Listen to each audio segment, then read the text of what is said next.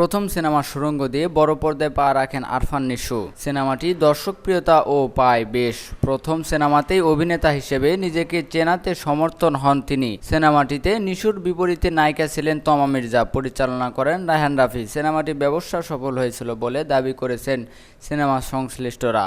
তবে এই সিনেমার পরে অনেকটা আড়ালে চলে গেছেন আরফান নিশু। কোনো সিনেমা বা নাটকে কাজ করতে দেখা যায়নি তাকে। তবে দুটি সিনেমায় নতুন করে কাজ করার কথা শোনা গেলেও স্পষ্ট করে কিছু জানা যায়নি। ধারণা করা হয় আরফান নিশু আড়ালে নয়, বরং পরবর্তী সিনেমার জন্য নিজেকে ঝালিয়ে নিচ্ছেন।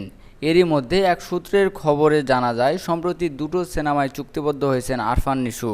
এর মধ্যে একটি ওসিয়ত সিনেমাটি নির্মাণ করবেন রায়হান রাফি, নায়িকা হিসেবে থাকবেন তমা মির্জা। নতুন সিনেমার বিষয়ে অভিনেত্রী তমা মির্জা বলেন, সিনেমাটি এ বছর মুক্তি পাবে কি না জানি না, তবে মাস দুয়েকের মধ্যে শুটিং শুরু হবে।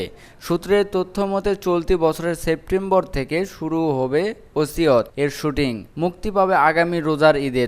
তবে সিনেমা সম্পর্কে প্রযোজনা সংস্থার আনুষ্ঠানিক কোনো মন্তব্য এখনও পাওয়া যায়নি। এদিকে সুড়ঙ্গের পর তমা মির্জা ও দুটি সিনেমায় চুক্তিবদ্ধ হয়েছেন বলে জানিয়েছেন। শিগগিরই শুরু করবেন শুটিং, তবে এ বিষয়ে এখনই বিস্তারিত বলতে নারাজ এই অভিনেত্রী। তমা মির্জা বলেন, সুড়ঙ্গ সিনেমার পর অনেক কাজেরই প্রস্তাব এসেছে, অনেক ফিরিয়ে দিয়েছি, কিছু কাজ নিয়ে কথাবার্তা এগিয়েছি। এখন তো প্রোডাকশন হাউসগুলো অনেক বিধিনিষেধ দিয়ে দেয়, তাদের ঘোষণার আগে কিছু বলা যাবে না। সেই কারণে চূড়ান্ত হলেও অনেক সময় আমরা অনেক কিছু বলতে পারি না।